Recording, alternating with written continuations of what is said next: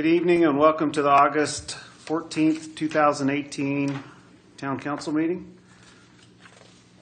Roll call, Lisa. Andy Schaefer. Here. Andy Key. Here. Tyson Hackett. Here. Trey Roby. Here. Matt Bilgren. Here. Luke Gear. Rich Garner. Here. Tyson, would you mind giving us an invocation, please? Absolutely. Our dearest Father in heaven, we're grateful for this day and we're grateful for the opportunities that we have to serve the town of Rangeley. Heavenly Father, we ask Thee to bless us that we can hear and understand what we can do to make the town better and to promote businesses here. We are grateful for the men and women that serve in our militaries and provide us with our freedoms that we enjoy. We ask Thee to bless us that we can always be mindful of them and the sacrifices that they've made. We love Thee and say these things in the name of Jesus Christ. Amen. Amen. Peter, would lead us in the pledge, please. I pledge allegiance to the flag of the United States of America and to the republic for which it stands, one nation, under God, indivisible, with liberty and justice for all.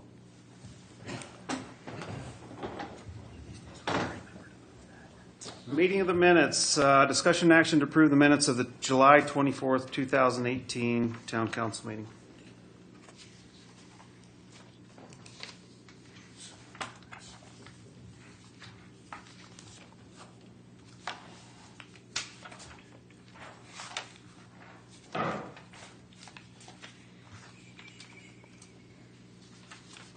Make a motion to approve the minutes.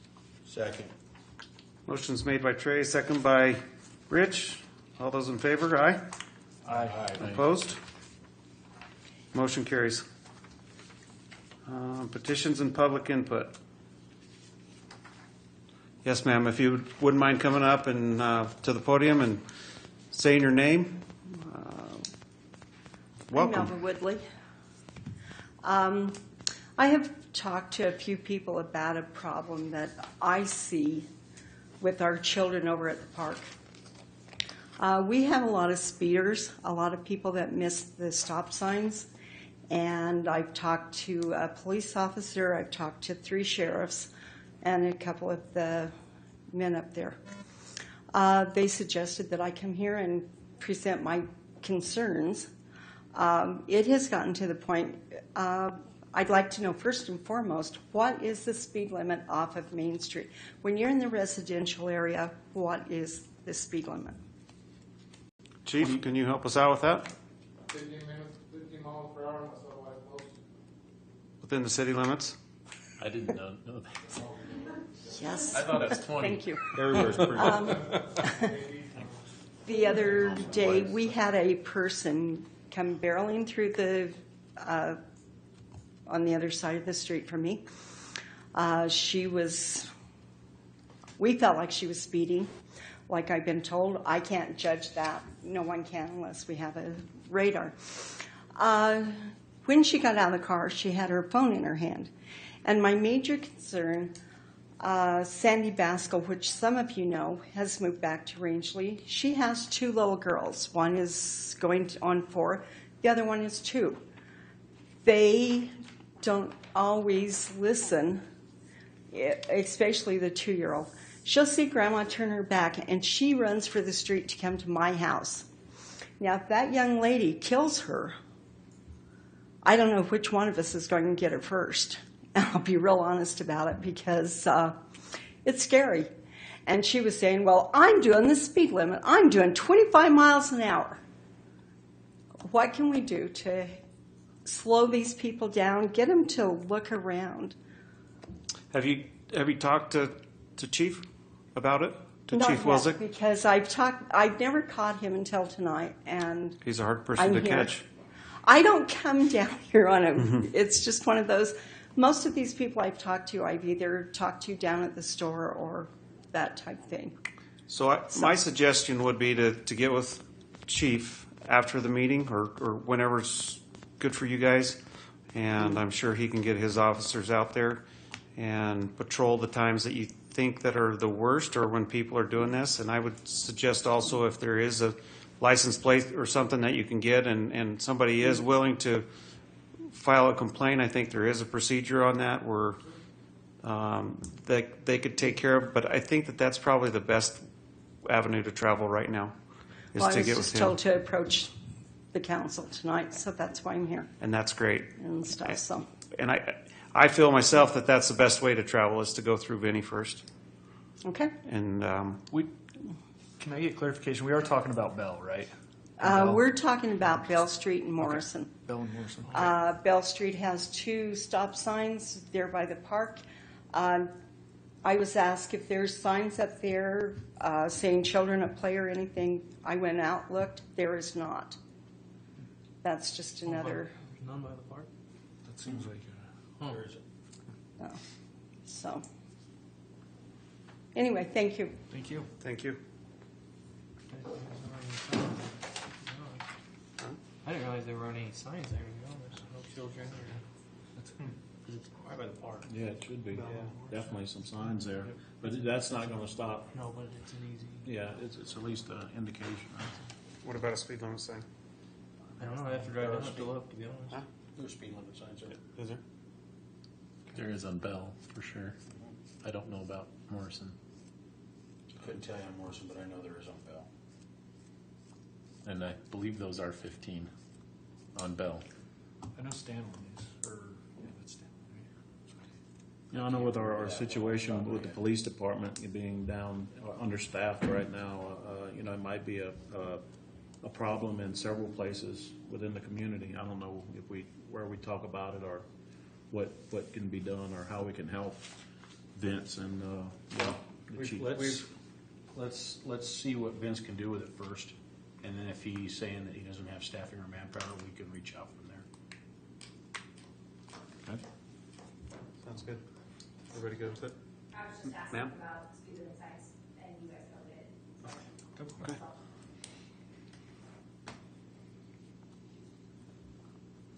Anybody else? Jen? Any changes to the agenda, Peter? No? I'm sorry. Oh, Changes okay. to the agenda? No. Oh, I'm sorry, there is one change. Oh, 108. 108. We're going to look at item I. You guys are screwing me up. We'll get to it and look at tabling the 108 endorsement. Okay. Why is that? I was going to cover that when we get to the action, but I can. Let's just cover it when we get to that. Sorry. Committee and board meetings, the town workshop that we had on the 7th. I think we covered most of that tonight on where we came through with that at our work session also. Anybody else want to talk about any of that in this meeting? Okay. Any reports from council? I was just going to chime in here and say we had the OHV rally this weekend. Thank everybody up here for their help, and the town guys for helping out at the fairgrounds. That was very much appreciated, and grew again this year. So we're going to shoot for some new goals next year, and hopefully continue to grow. So that's all I have. Right. Any other council members have anything? 911 board meeting was held. There are a couple new members on there, myself and Sharma, kind of getting reacquainted with the process and some of the action items that we're going to be dealing with here in the short term. So other than that, it wasn't a real barn burner. Anybody else? Supervisory report, Ms. Nyberger. Dun, dun, dun. Okay. As of the 24th of July, the gas department completed its work on Tanglewood Lane. So at this point, we will assist Public Works if needed with the road reconstruction, but we are completely finished with what we need to do gas-wise. Larry with CIRSA, which is the town's property casualty insurance provider, was here on the 25th of July to do a walkthrough of the town's facilities. He visited Town Hall, the Police Department, White River Village, Animal Shelter, the Gas Department, Sewer Plant, Water Plant, and Public Works Shop. Larry visits our facilities annually to make recommendations on things we can change, fix, or improve on as he sees it from a liability perspective. I believe you guys have the results of his visit in your packets. He found a few minor things, which, by the way, is his job to do. He's going to find something that were easy to take care of or easy to address. At White River Village, he noticed that the fire suppression system or the indoor sprinklers had not been checked. They are required to be checked annually, and that expired in April. Dave Calvin used to be in charge of that, but now that, it just got kind of dropped in his absence, so now we will make sure that that gets done annually. And there was some emergency lighting on the wall in the commons area that was not working. And both the fire suppression system was checked and the emergency lighting had been replaced. This was all done before Monday, the 30th of July. There was a USDA inspection. So in reality, it was probably a good thing that Larry caught those things, and those were able to be taken care of before that inspection on the 30th. And one other thing that was found was the electric outlets in the lab at the water plant needed to be protected by a ground fault circuit interrupter. Don's contacted Ducey's about that, and that will be repaired when they get the parts. And the last thing was there was just a tool bag left on the steps out at Public Works' shop. That was just a matter of moving the bag and getting it out of the way so it was no longer a tripping hazard. So overall, the walkthrough went well, and the items that were found were easily addressed. On another note, a few weeks ago, I was approached by Diane Sizemore with the Rangeley Museum about getting natural gas to two of the other buildings at the museum. The museum part already has natural gas. And she had been working with Brian Prater on this. So I had decided that the best way to get gas to those buildings would be to run a short service line off the existing line. The gas service to Utah Gas runs across the backside of the museum property. She decided that that's what, they'd go forward with that, and then we'd run a short fuel line between the buildings. And so I approached Peter about this and suggested that we go ahead and install this service for the museum free of charge, and he agreed. So we went ahead and did that on the 30th, and Prater installed the fuel line for him. So, and Diane Sizemore has expressed more than once to me how grateful she is and appreciative of the town's gesture, because funding for such projects is always an issue for the museum. They rely mostly on donations and very little other money. So I think in the end that will be a good thing. I believe you also have the 10-year natural gas usage sheet in your packet somewhere.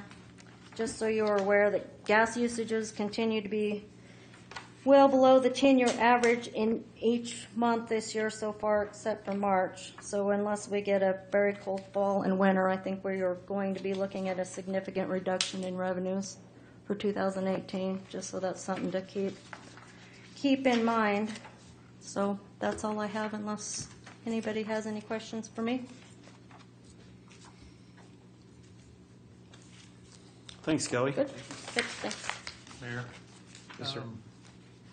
Don Reed wanted to present some information on the emergency response plan since the river has dropped substantially since the last time we spoke. So he had some trigger points and stuff that he wanted to discuss. That sounds good. Welcome, Mr. Reed. Howdy. The last time we talked, you asked for some triggering mechanisms for drought. I've got a 3-page document I prepared. That was what I was hoping earlier we could address it in there. I would like to, at this time, be able to just put it in your Dropbox, have you guys review it. We're no imperative danger of having to go on restrictions at this time, but has been a significant drop in the river, almost 40 CFS. But I think this answers a lot of the questions that the council may have about the implementation, if we have to go to stage one, and so on and so forth. Jocelyn has this, so this is more of the nuts and bolts.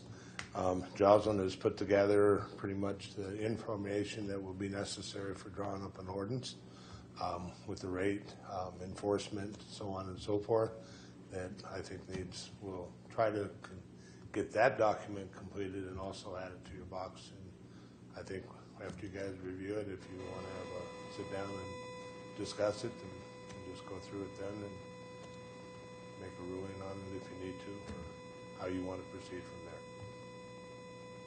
Okay? Sounds good. Okay? Just one quick note. In light of the fire situation, one of the worst possible things for a water treatment plant to do is to process from the residue from fires. So I don't know if that's something that we need to be informed through the fire department. That if we have any fires along the tributaries on the White River or along the White River, that's important, because if we have a heavy runoff on rain after a fire, it's going to contaminate our water. So I'll leave that in your court, Andy, to let me know if we have any major fires along tributaries. I'll get you a GIS map of tributaries. Does that work? Yeah, I think that there's a lot that goes into that. I know. The more we go into this, the more goes into it too. Having that reservoir is definitely a plus, isn't it? Yes. For that stuff to settle out before it gets through. Not necessarily. Depends on the amount of the monsoon that you received and the amount of wash that's going to impact the reservoir and how it carries through. But for the most part, it's not going to remove a lot of that soot and ash. It will not. That's because it's light. It's going to pass through a lot of it and present some problems. But I don't want to burden you with all that now. But I think that we need to talk on that deal. I think we need to talk to Kent Walters and see if he can give us that. I mean, because I can tell you where the fires were at, but that's not going to give you a lot of information. Right now, the 10-day forecast doesn't look like we're going to get a lot of rain. So, other than that, I think. Will you check with Kent then and see what he says, if he can give you some sort of report on that where Yes. it's a. Can do that, no problem. Yeah. Okay, that's my job. Okay. Any other questions? Okay, thank you. Thank you. Thank you. Thanks, Don. Peter? Yeah. Okay, so in front of you, you have this direct distribution document that kind of shows how severance and FML gets funneled back to the community. Last Thursday, I was in Denver. I'm one of 3 municipal representatives in the state that sits on the committee to evaluate how that process happens. And so we review the employee residence reporting for the areas of the states, to look at the challenges, the process, which has improved immensely, by the way. We have very few challenges happening these days out of the thousands of employee resident. You can see on this sheet behind it, 14,636 employee count reported for cities and counties. This sheet that shows distribution kind of shows you how the factors are employed to determine what your payments are going to be. This year, it looks like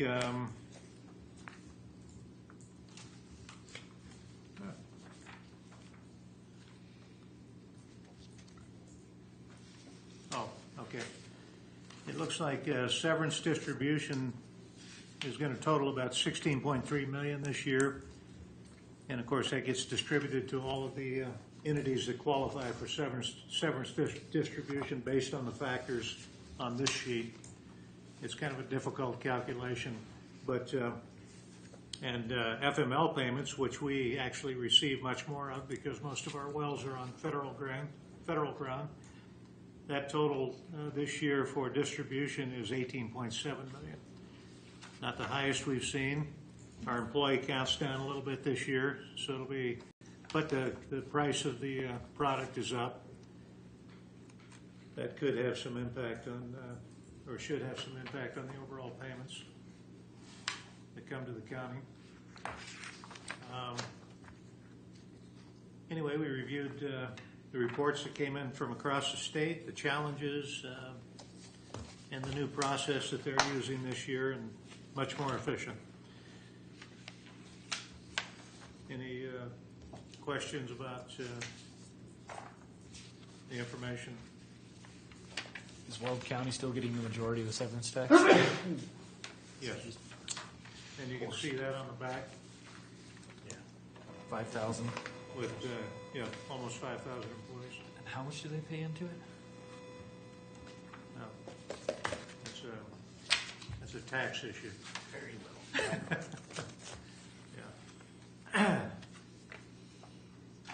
Anyway, that's our largest revenue source, coming from severance and FML each year. So,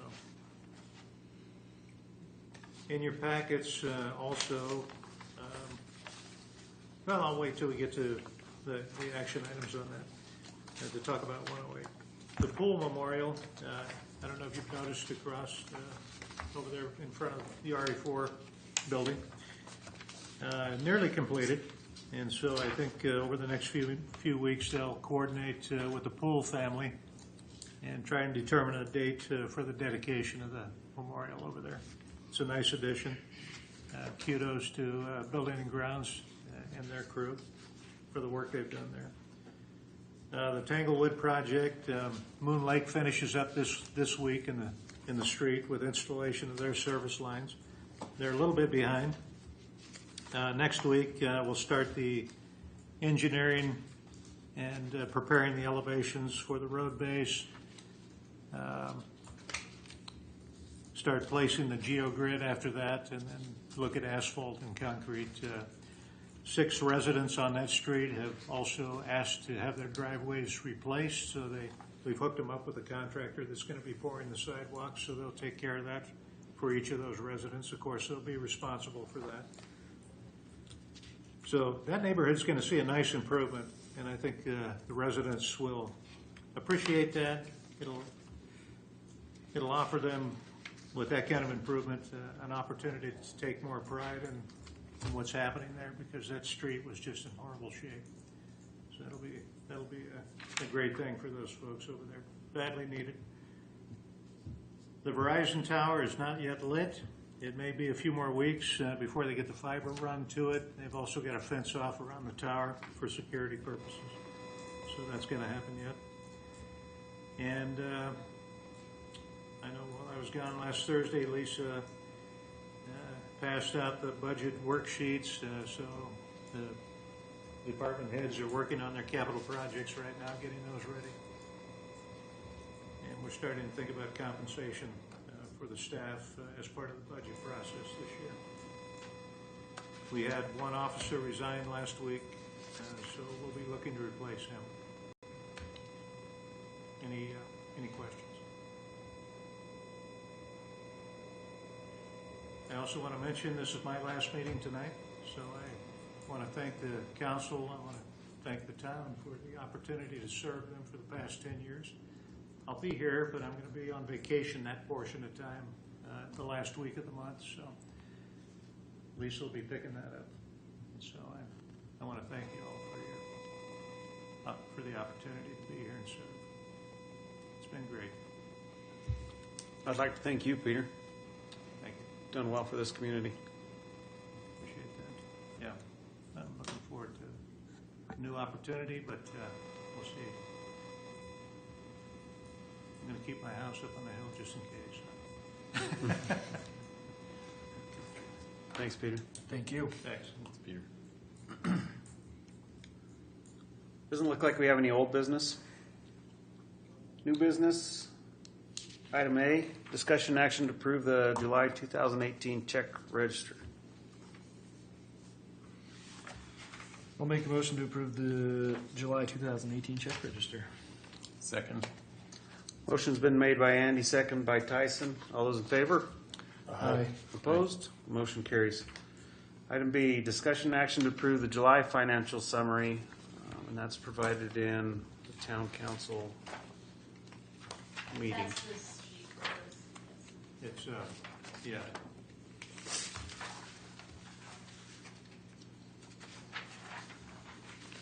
I want to mention that the reimbursements for wastewater have not yet come in. We're still waiting for 111,000, I think, to come back in to offset where it's currently sitting. In terms of the general fund, well ahead of last year. Once we get our payments in September, that'll take care of that issue. But we do have one large capital inclusion yet to happen with Tanglewood, so there'll be another couple $100,000 in capital before we finish that project.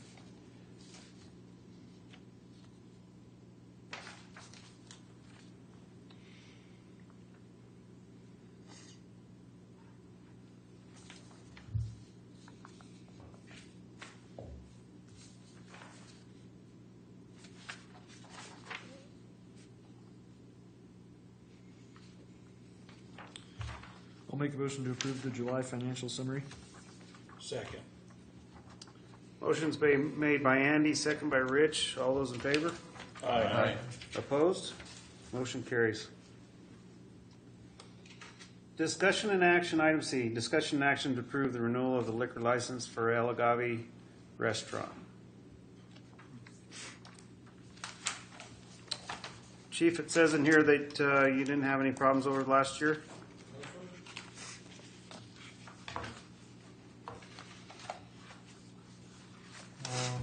I'll make the motion. Second. Motion's been made by Trey, second by Rich. All those in favor of renewing their liquor license? Aye. Aye. Opposed? Motion carries. Item D, discussion and action to approve the renewal of the liquor license for Pinyon Tree Liquors. Chief? I'll make a motion I'll second. to. Andy Key made the motion to renew the liquor license for Pinyon Tree Liquor, second by Matt. All those in favor? Aye. Opposed? Motion carries. Where am I? Discussion action to appoint members to the CML Policy Committee. Yeah, that's CML Policy Committee meets 3 times a year, sometimes 4. They meet in Denver. You don't have to make every meeting, of course. It's a pretty packed room. It seats about 70 people, and they generally ask that you RSVP before you actually go to the meeting because they don't have room for everybody in the meeting. But if you RSVP in time, obviously you're going to get in. But they like to have a representative and an alternate selected if you're. Do we have somebody now, Peter? I'm that person that's been going. And your alternate was a council member, right? I think I I don't am. remember who it was. I think it's me. Yeah, I think it was. Generally, it has been. I get all their emails, so I'm pretty sure it was me. Can I ask a question about CML? Is there any cost to the town to belong? Yes, sir. We Do you have know what that membership fee is? dues or It's based on your population. Okay. And then, do you guys work with them at all this last year to come up with any policy recommendations or anything like that you want to highlight? not last year.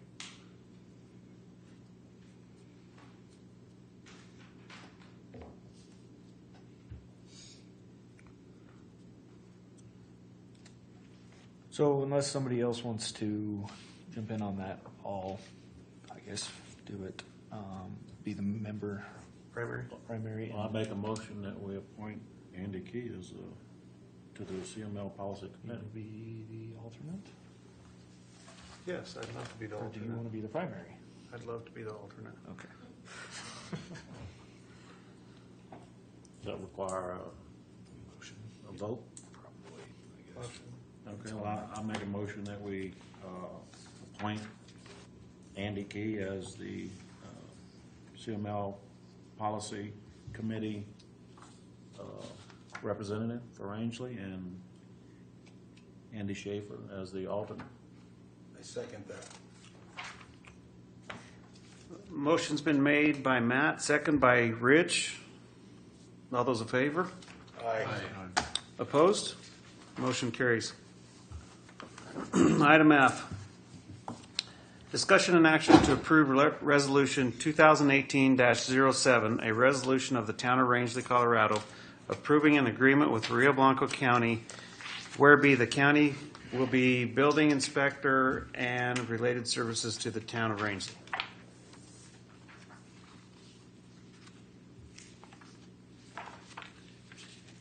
So the 40%, and that's what we had talked about, right? Yeah, that works out to about, it's not perfect to say 38,000 because they have compensation benefits, but it's going to be in that $38,000 to $40,000 range each year. If they hire another person. If they don't hire another person, there wouldn't be that charge there. But I can tell you they would look at hiring a second person. If they don't hire somebody at all, then it will be, The way Ken Portrait wrote the contract is if they don't hire that second person, there would only possibly be some expense charges, but I'm talking with Jeff Coomer, and they're definitely going to hire a second person to take on this additional responsibility, in addition to the fact that they have probably enough work for another half-time person. so the only thing I would say on it is, it just still kind of sounds like it's up in the air on, I thought at one time we talked about that it would be a certain amount. It'll be between 38 and 40,000. I've talked to the county, and they've kind of confirmed that's the ballpark number. Okay. Until you get into the details and flesh out all of it, right now we're just looking for a commitment to move that direction with the resolution and finalize the details of the contract, which is going to be pretty much identical to what you're looking at here. And it's strictly a contract for professional services, so we're not employing this person. It's the vehicle belongs to them. The mileage is part of their costs. And it could be a third party that they bring in to do it also, right? That's kind of what I took out of it. Does it say that? If it does, I've forgotten about that. Well, I think at one point it said appointee.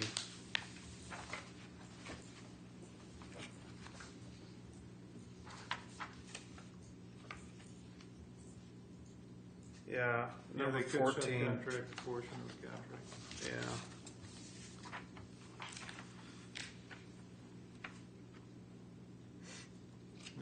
And those subcontracted services would be charged to the permit applicant.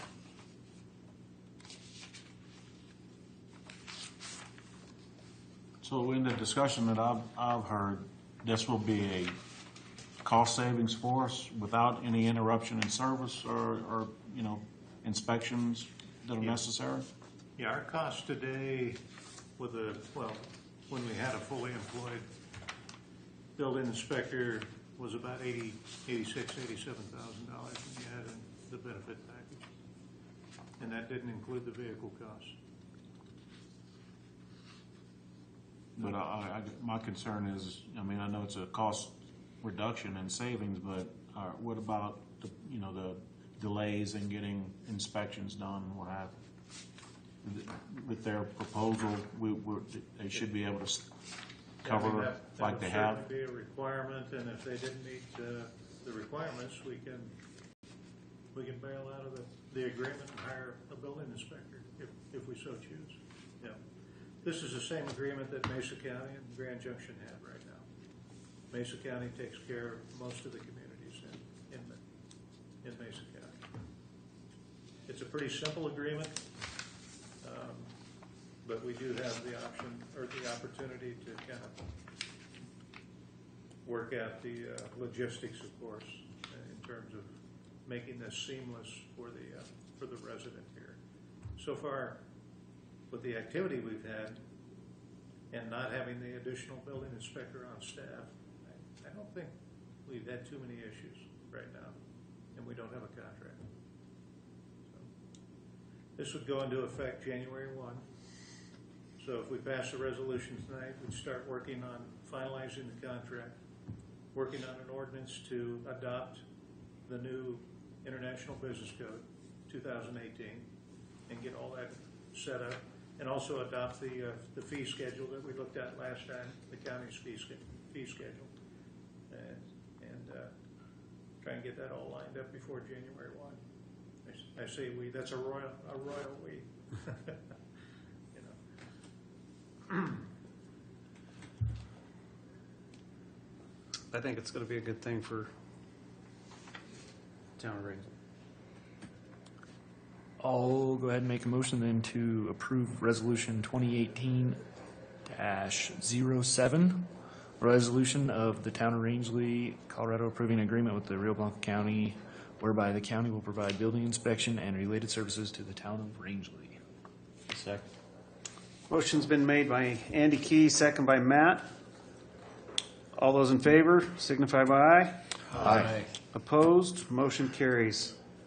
Do you mind if I ask? Sure, you got to stand up though. Then I can type. There's room up there. We can't hear you. How long has it been since we've been without an inspector? 8-10 months? Okay, so not a full year. No. Okay. Okay. And then, so that's Jeff Coomer, right? Will now be filling that role? That's right. Okay. Well, until they hire somebody. Right. Okay. Yeah. Thanks. You're welcome.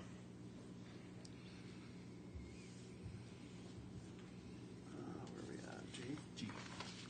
Item G, discussion action to approve the 2018-06, a resolution opposing ballot measure number 97 and encouraging our Colorado residents to decline and sign these petitions. So 97, the most egregious part of 97 is the setback rule, which would make certain facilities have to set back 2,500 feet from an operating well. And that is so egregious that it would practically put the 5 biggest oil and gas producers in the state out of business. I mean, almost all of their land would be tied up in setbacks. So this would be a horrible ballot measure for those 5 counties and for the state of Colorado. So AG&C most likely is going to take an opposed position. EIS Solution already has out of Grand Junction. They're lobbying against this measure, and so they've asked us to come in and help support, lend the town of Rangeley's name to supporting this measure, or opposing this measure, actually. I'll make a motion to pass resolution number 2018-06. Motion's been made by Trey, seconded by Rich. All those in favor? Aye. Opposed? Motion carries. Item H, discussion action to approve the opposition endorsement of Initiative 97, which aims to ban responsible energy development in Colorado, jeopardizing more than 100,000 Colorado jobs and billions in economic activity. I'll make a motion to sign on to the opposition endorsement of Initiative 97. Second. Motion's been made by Andy Key, second by Tyson. All those in favor? Aye. Opposed? Motion carries. Item I, discussion action to approve the support endorsement of Initiative 108, which protects our property rights and property investment. So 108 has it's a real stinker, actually. It has some real fatal flaws in it in terms of how it's written. It is supported by a few oil and gas companies, Anadarko, Noble, a few others like that, and the Farm Bureau. But the way it's written, it could create damages and liability for most municipalities that would endorse it should it become part of the constitutional or become a constitutional amendment, in that it would create a situation where if you take certain zoning actions, or you change zoning, or you implement a URA, like we have, the RDA is an Urban Renewal Authority, which is really not an economic development tool as defined by the statute, but rather it's a definition of blight within your community and a way to deal with blight. So when you define an area as your Urban Renewal Authority, you're basically saying that there's a certain degree of blight in that particular area as defined by the statute. Under 108, if it would pass, municipality could actually be sued for those decisions, whether it's code enforcement or Urban Renewal Authority or zoning changes or any number of things that we make decisions on all the time.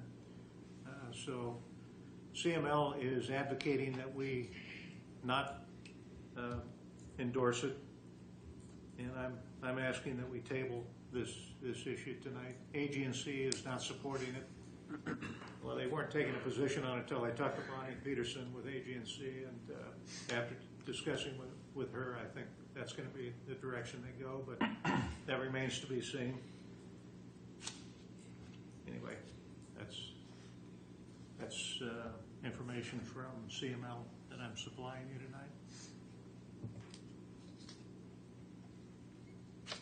So table it, looking for a table till and put it on our old business. Kind of a watch list to see if they make changes, I guess. I don't think it's possible to do that at this point, though, and make it on the ballot. I would recommend that we put it to old business so it's not something that's dropped for the next couple meetings.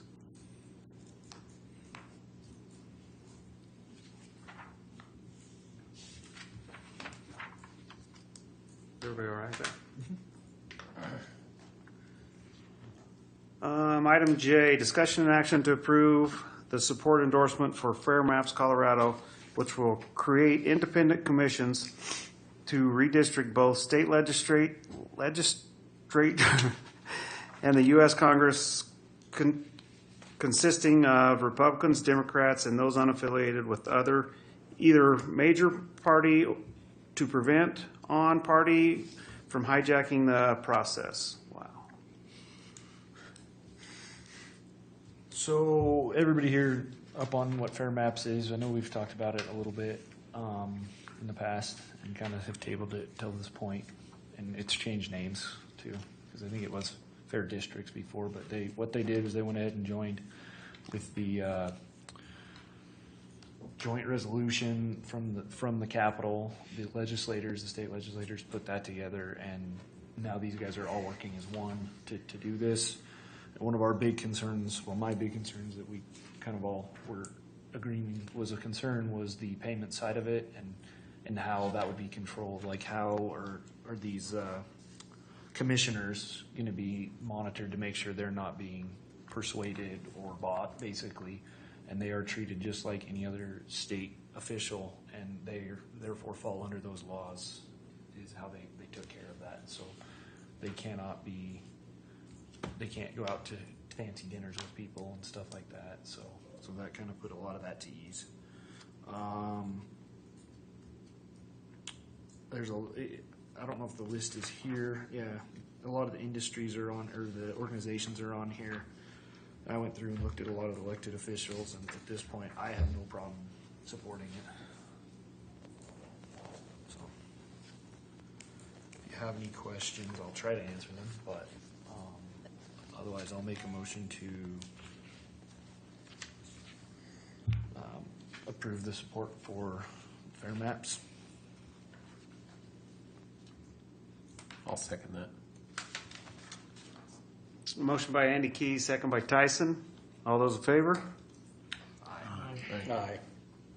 Opposed? Motion carries. Item K, discussion and action to appoint an interim town manager upon the completion of Peter's last day of employment, which would be September 31st. August 31st. tried.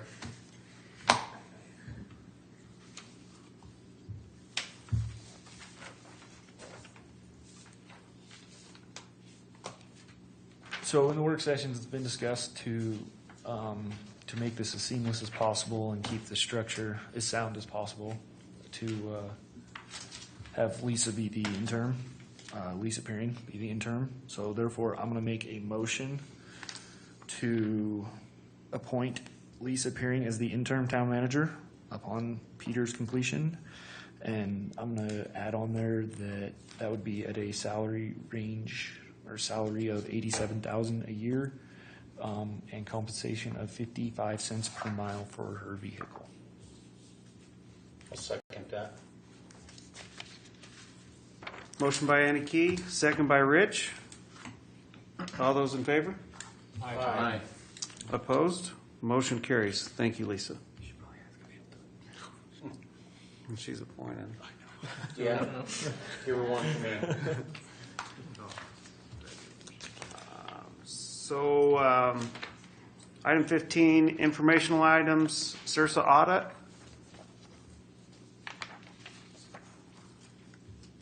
Anybody? Item B, application for diligence for Lisa Passmore.